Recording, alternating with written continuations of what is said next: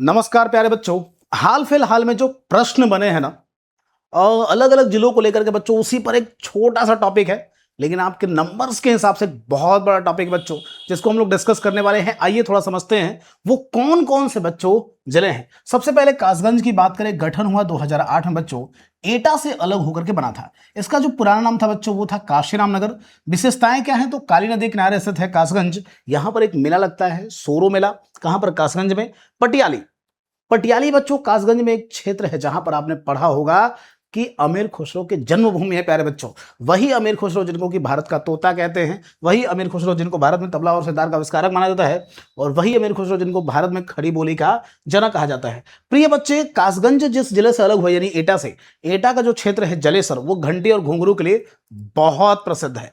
इसी तरीके से अभी बात करें, अच्छा, एटा का एक बच्चों पट्टा पक्षी विहार, वो भी चर्चा में रहा, जो उत्तर प्रदेश का 11वां बच्चों क्या रहा, तो रामसर साइट रहा। सिमिलरली अगर बात करें भदोही, ये एक ऐसा है ना जहां से दो प्रश्न तो कल के परीक्षा में ही पूछा गया। यूपी SSC के तहत जो जेईई की परीक्षा हुई वहां पर क्या पूछा गया भाई, भदोही का गठन कब हुआ, तो 30 जून 1994 को। यूपी का 65वां जिला था और भदोही का गठन हुआ था बच्चों बनारस से अलग होकर के। ये पहला सवाल था। दूसरा पूछा गया था भाई, काली नगरी किसको कहते हैं, भदोही कहते हैं। भारतीय कालीन जो प्रौद्योगिकी संस्थान है, एक यूनिक संस्थान है बच्चों, 2001 में इसकी स्थापना हुई। भदोही का पुराना नाम संत कबीर नगर मिलता है और इसका मुख्यालय बच्चों क्या है, ज्ञानपुर है इसका मुख्यालय। सिमिलरली आगे बढ़े जब, और आगे बढ़ेंगे बच्चों, तो यहां पर देखेंगे हाथरस। हाथरस का गठन हुआ था 1997 में। इसका नाम बच्चों महामाया नगर था भी रखा गया था। हाथरस का नाम कुल 6 बार बदला गया है, और महामाया नगर, फिर हाथरस, महामाया नगर और हाथरस। तो हाथरस का पुराना नाम बच्चों महामाया नगर मिलता है।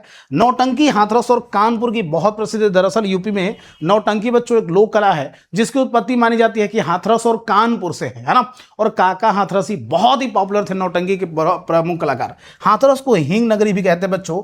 हींग का यहाँ पर उत्पादन नहीं होता, लेकिन हींग प्रसंस्करण के कारण इसको कहते हैं क्या, तो हाथरस को हींग की नगरी कहते हैं। इसी प्रकार से अमेठी बच्चों यूपी का 72वां जिला था। गठन हुआ था इसका वर्ष 2010 में। और प्रिय साथी, पहले जब इसका गठन हुआ था तब नाम था छत्रपति साहू जी महाराज नगर, और छत्रपति साहू जी महाराज नगर के नाम से इसकी स्थापना हुई। लेकिन 2012 में क्या कर दिया गया, पुनः इसका नाम अमेठी कर दिया गया। तो 2012 में इसका पुराना क्या नाम था, तो 2012 में इसका जो पुनः नाम बच्चा किया गया वह था अमेठी, है ना।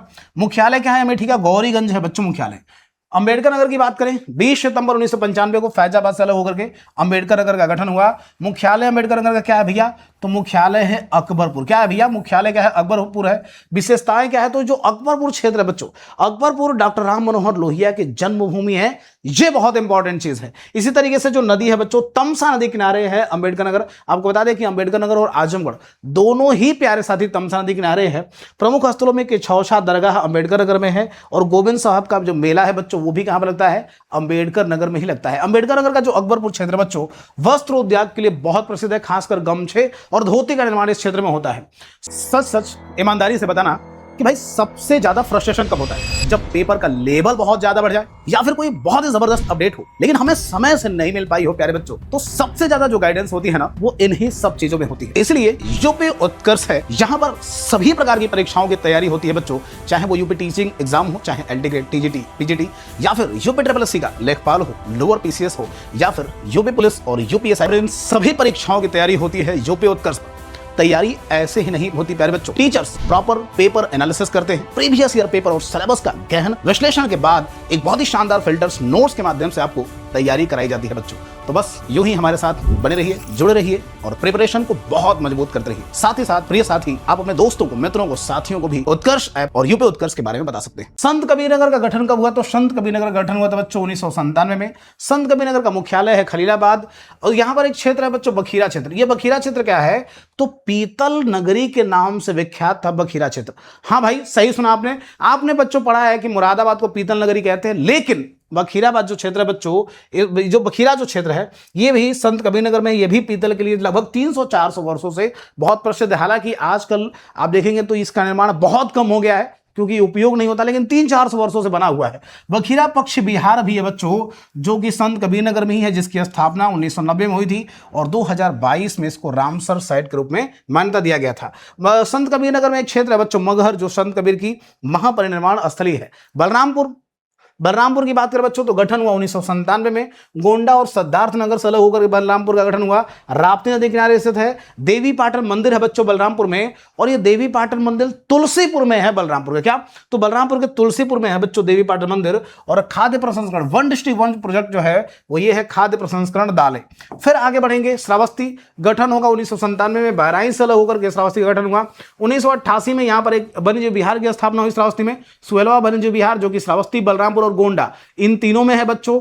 गौतम बुद्ध ने जीवन के अंतिम 25 वर्षावास यानी सबसे ज्यादा जो समय बिताया था बच्चों वो गौतम बुद्ध ने श्रावस्ती में ही बिताया था। सहित महत स्तूप श्रावस्ती में। सबसे कम साक्षरता वाला जिला है बच्चों श्रावस्ती, और सबसे कम नगरीकरण वाला जिला भी कौन सा है? श्रावस्ती है।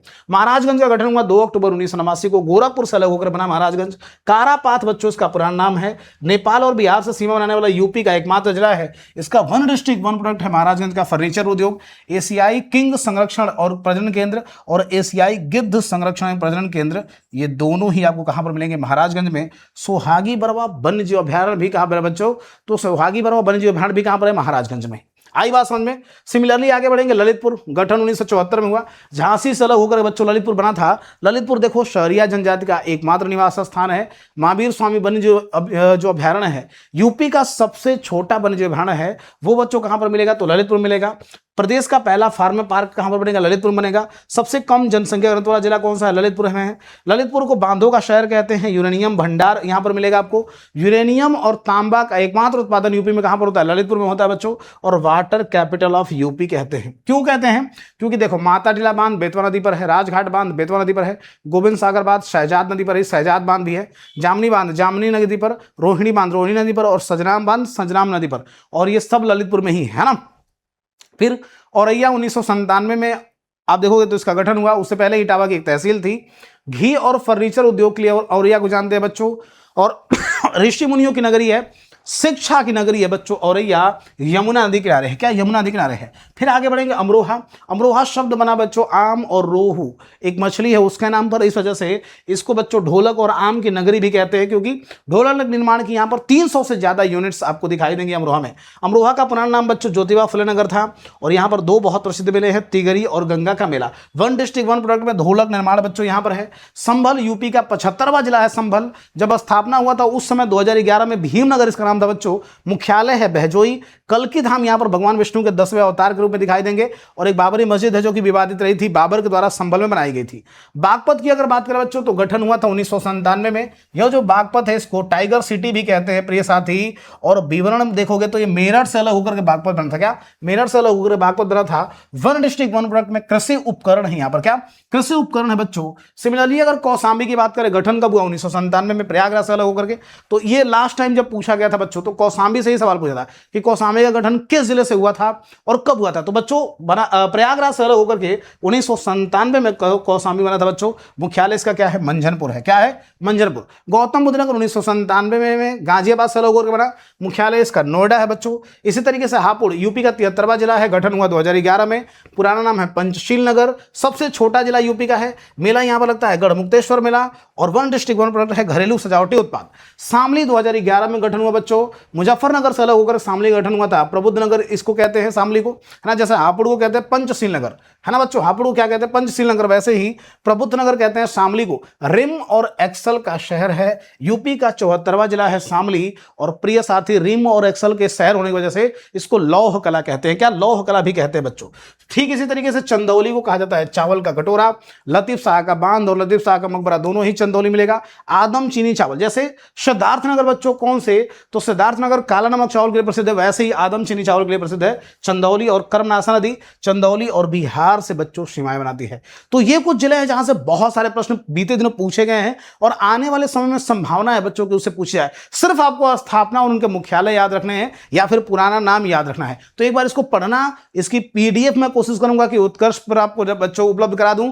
पढ़ते रहिए, खूब आगे बढ़ते रहिए, खूब मेहनत करिए। और हमारे साथ में आप चाहें तो इस तरह की बहुत सारी थियरी क्लासेस आपको टॉपर्स चॉइस बैच जो लोअर पीसीएस का है वहां पर मिल सकता है बच्चों। या फिर आप देखोगे तो एमसीक्यू बैच से जुड़ना चाहते हैं तो लेखपाल का एक बहुत ही प्यारा एमसीक्यू बैच आपके लिए उपलब्ध है। या फिर बच्चों फॉरेस्ट गार्ड का जो बैच चाहिए आपको तो वो भी उपलब्ध है। पढ़ते रहिए, आगे बढ़ते रहिए। नमस्कार, जय हिंद।